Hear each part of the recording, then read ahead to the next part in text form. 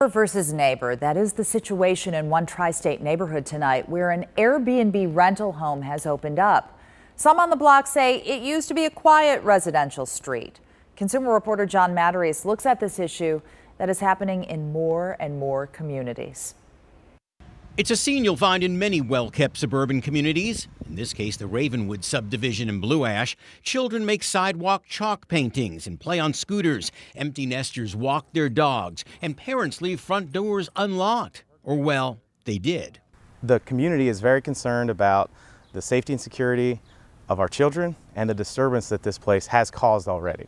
Jared Frizze lives across the street from a home that recently became a full-time Airbnb rental. So we counted 18 adults in that house. Strangers fill the driveway with cars, as you see in this photo Jared took, and sometimes party late into the night. What's your biggest concern by having an Airbnb here?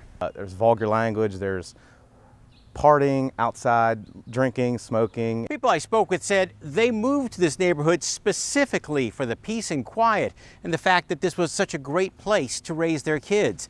They say having an Airbnb here changes everything. We came here because of the neighborhood, the quietness. Joe McKenna's lived here since 1972. This is a disturbing situation. What can they do?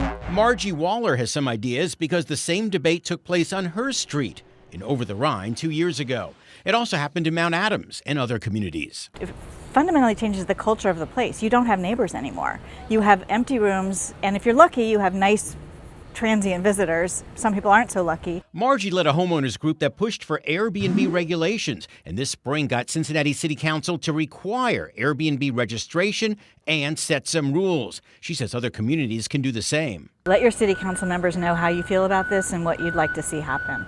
But the head of an Airbnb owners group, Eric Haberthier, says the fears are overblown. He says most Airbnb guests are quiet and respectful. On occasion, you'll find someone who does not handle themselves, and on occasion, you'll find out with an Airbnb, but it is extraordinarily rare. We tracked down the owner of the controversial Airbnb, which according to Hamilton County is James Coddington, a Loveland real estate developer.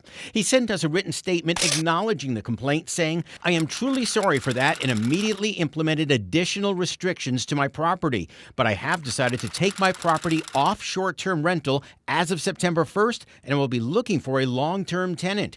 Jared Frizze is pleased to hear that, but worries more Airbnbs may be on the way. Because right now there are no laws governing these Airbnb operations. So he plans to push for regulations, wanting his children to have a safe, quiet community to play in. And that was John Matarese reporting. Airbnb is not going away. The home sharing service has hosted 400 million guests, you heard me right, in the 10 years since its founding. Many people under the age of 40 say it is the only place they want to stay when they travel.